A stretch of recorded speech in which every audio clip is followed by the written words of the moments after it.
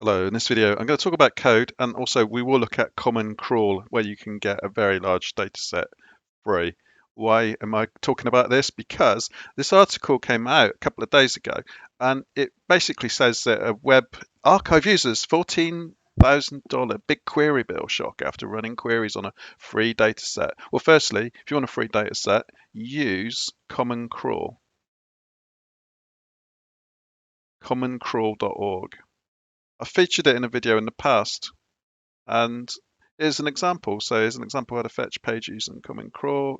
Use import requests, import JSON from url import quote plus.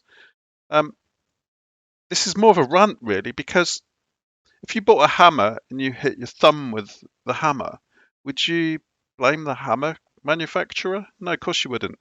So I'm starting to notice a pattern here. And let me just show you another article. New Mac OS backdoor written in Rust shows possible link with Windows ransomware group. So how many brand names can they fit in there?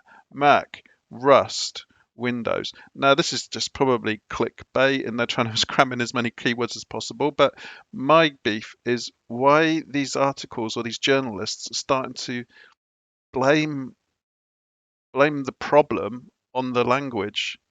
It's like if you go to Spain and you call you call a boxer an idiot in Spanish. It's not the fault of the Spanish language, is it?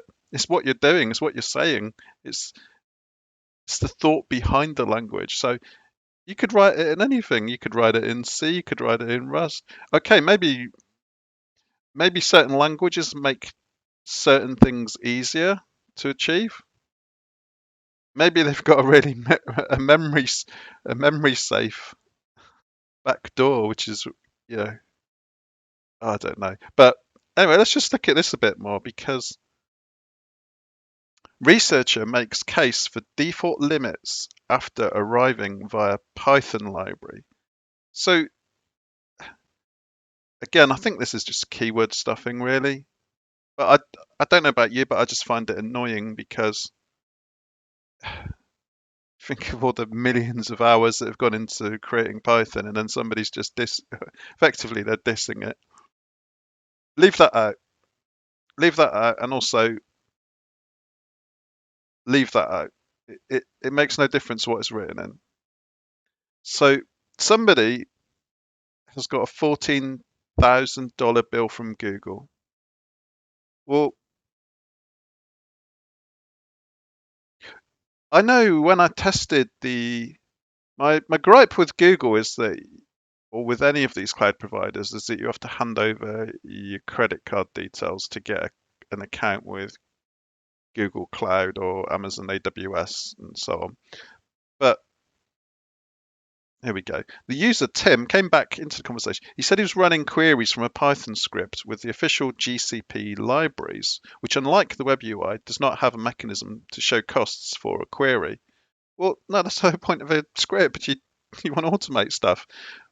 But I'm pretty sure within the API documentation for most Google APIs, I'm sure there's a feature, an option to check your API usage. If there's not, well, I'm, I am sure that there is a setting where you can adjust the threshold.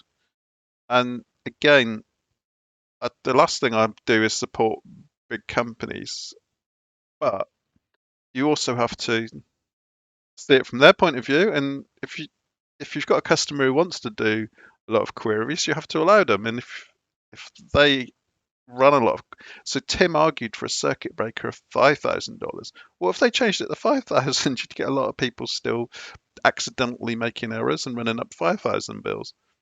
And what about so set a threshold? That's the key. Set a threshold. And I know this from using OpenAI. I've used it less recently, but with their API, I set a threshold of £5, which is what, about $6. So that's the maximum I can use in a month. And I already hit that because I only really use it for experimental projects. Um, so yeah, just going back to the example. So if you're using requests on Common Crawl, there's a a nice example for you. And commoncrawl.org has got billions of results. And that was, I don't know how recent it is. That's 2018.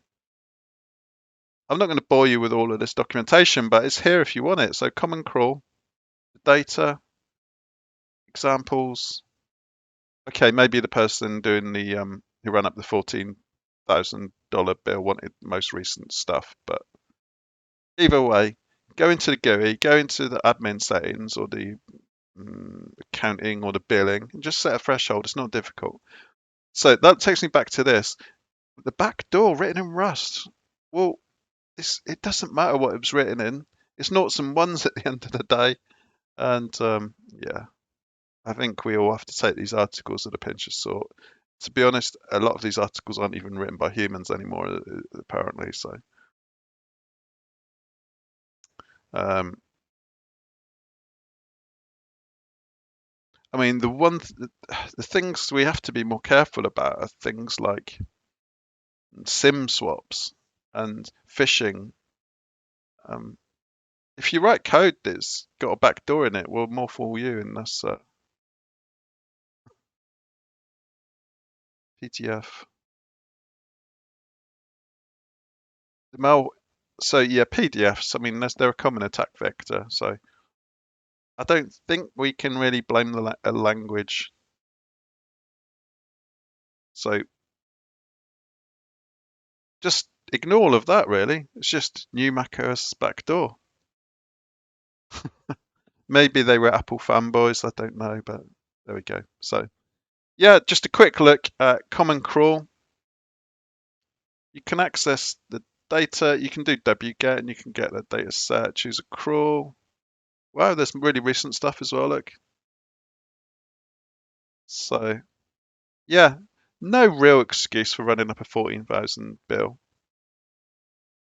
In the same way, there's no real excuse for uh, running up a large bill with any of these providers. You can set the threshold. So I guess it makes a good story. But don't blame Python and don't blame Rust. Don't blame the language. On that note, if anybody disagrees strongly or agrees, then let me know. But I just think that it's time people started being responsible and not blaming, always trying to find somebody else to blame. So maybe that's a microcosm of the world at large now. And this isn't a rant. It's hopefully it's just showing you Common Crawl and there's some code examples and yeah, on a positive note, your Common Crawl is really cool. And if you're going to do stuff with big data sets, then have a look at Common Crawl. And it's hosted by AWS, and apparently I think that's get the idea that get the gist that that's free. So uh, yeah, just read the instructions. RTFM. So thanks for watching, and I'll be back with something in due course. Thank you.